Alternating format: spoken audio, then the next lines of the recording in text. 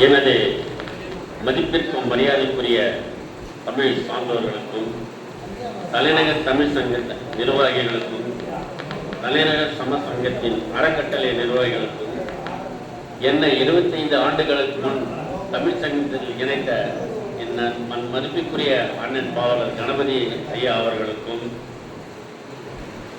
தமிழ் சங்கத்தில் தமிழ் சங்க அவர்களே என்னை சிற்றுரை ஆற்ற என்னை இங்கு அழைத்த ஐயா முகிலை ஐயா அவர்களுக்கும் அரசு கலைஞர் கூடுவாஞ்சேரி திருவள்ளுவர் இலக்கிய பேரவை கவிவாணன் திருநாகரசு ஐயா அவர்களுக்கும் கவிவாணன் திருவள்ளுப்பாண்டியன் தலைநகர் சங்க பொருளாளர் அவர்களுக்கும் தமிழ் சார்ந்தவர்களுக்கும் அத்துணை புலவர்களுக்கும் என் முதற்க நன்றி வணக்கத்தை தெரிவித்துக் கொள்கிறேன். தமிழ்ச்சங்கம் 1974ஆம் ஆண்டு காஞ்சிபுரத்தில் மணிமொழியார் கல்லூரியில் தமிழ் பணி செய்ய ஓர் இயக்கம் வேண்டும் என்று தொடங்கப்பட்டது.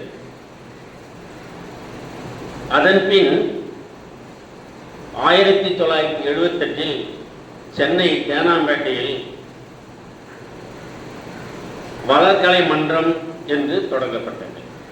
அதன் பின் 1981இல் தலைநகர் தமிழ்ச்சங்கம் என பன்மொழி புலவர் அப்பாதுரையார், முதுபெரும் எழுத்தாளர் நாரா துரைக்கண்ணன், புத்தேரி சுப்பிரமணியம், புலவர் வெற்றியழகன், ஓவிய பாவலர் மு வளவன், பாவலர் மா கணபதி அவர்களால் தொடங்கப்பட்டது.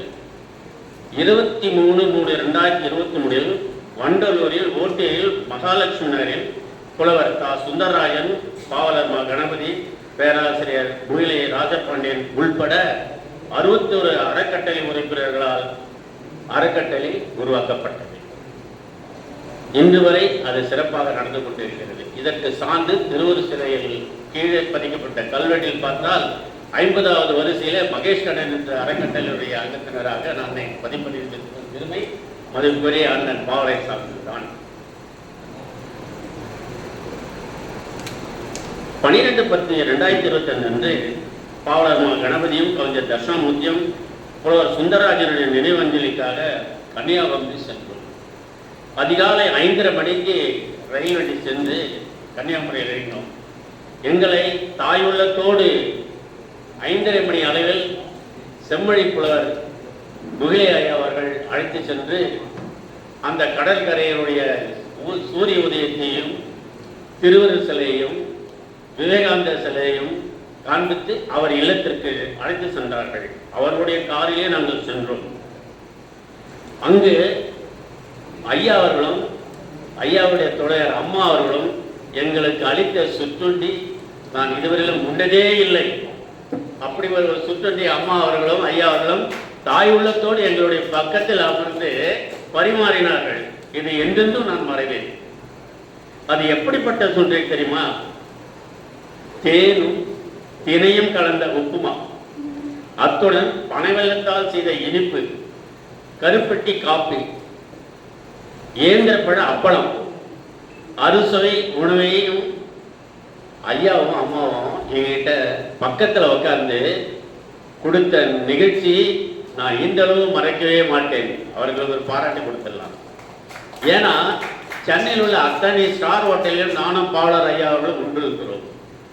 கடைசியாக சேலத்தில் ரெஜென்சி என்ற ஒரு 5 ஸ்டார் ஹோட்டலிலே நானும் அண்ணன் பாவலர் அவர்களும் உணவுண்ட போது அங்கே 101 வகையான உணவுகள் பரிமாறினார்கள். ஆனால் ஐயா அவர்கள் கொடுத்த ஒரு கருப்பட்டி காப்பீடுடைய இனிப்புக்கு இணையாக அதுங்க. அப்படிப்பட்ட உணவை தந்தவர் தான் முகிலை ஐயா அவர்கள். அதன் பிறகு ஐயா அவர்கள்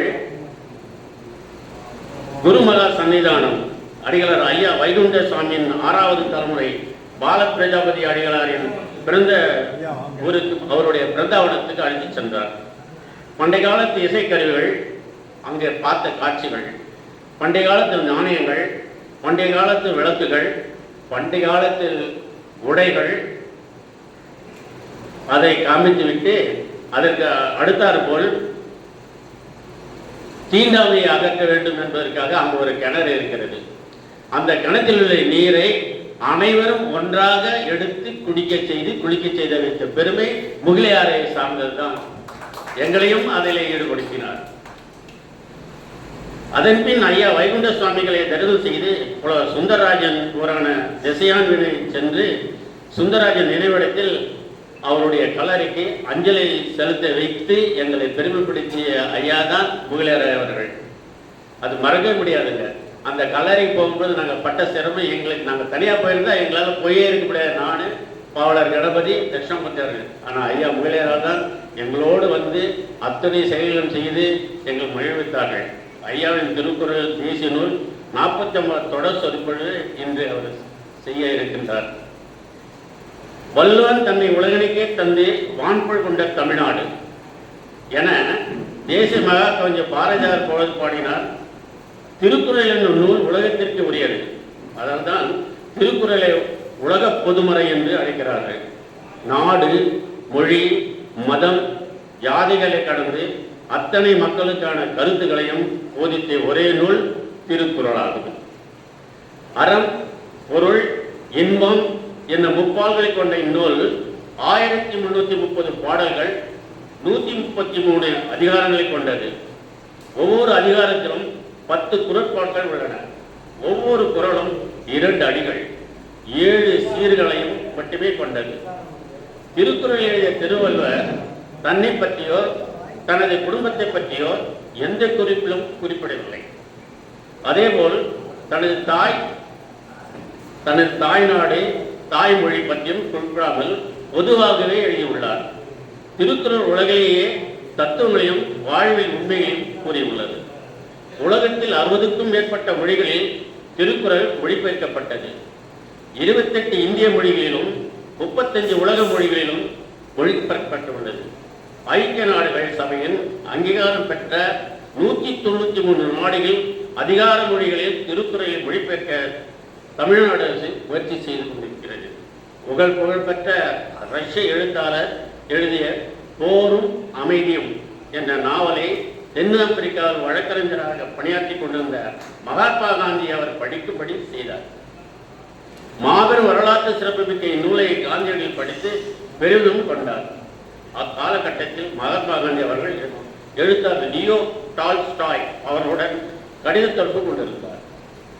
ஒரு சமயம் டால்ஸ்டாய் அவர்களுக்கு காந்தியடிகள் எழுதிய கடிதத்தில் போர், பொருளாதாரம், ஆட்சி அதிகார கருத்துக்களை எப்படி உங்களால் எழுத முடிந்தது என்று கூறினார். என்று கேள்வி கேட்க அதற்கு லியோ டால்ஸ்டாய் அவர்கள் இன்று ஒரு கடிதம் என்ற கடிதத்தில் திருக்குறள் என்னும் வேதங்கள், விவேகானந்தரின் எழுத்துக்கள் தம்மை பெரிதும் இருந்ததாக குறிப்பிட்டார். மேலும் திருவள்ளுவர் இயற்றிய திருக்குறள் என்னை பெரிதும் ஆச்சரியம் செய்தது. திருக்குறளில் காணப்படும் அறம், பொருள், அதிகாரம் தந்திருந்த குறள்களை படித்து அக்கருத்துக்களை உள்வாங்கிய என்னுடைய நாவலை உருவாக்கினேன் என்றார். அதோடு மட்டுமல்லாது காந்தியடிகளை மறக்காமல் திருக்குறளை படிகள் என்று கடிதம் எழுதினார். அதன் பிறகு அவர் தென்னாப்பிரிக்கா வாழ் தமிழிடம் தான் திருக்குறளை படிக்க வேண்டும் என்று தனது ஆவலை தெரிவித்தார். திருக்குறள் ஆங்கில உரையை படித்த பின்பு பெரும் மகிழ்ச்சியோடு தமிழின் பெருமையும் சிறப்பையும் புகழ்ந்தார் என்பது வரலாறு.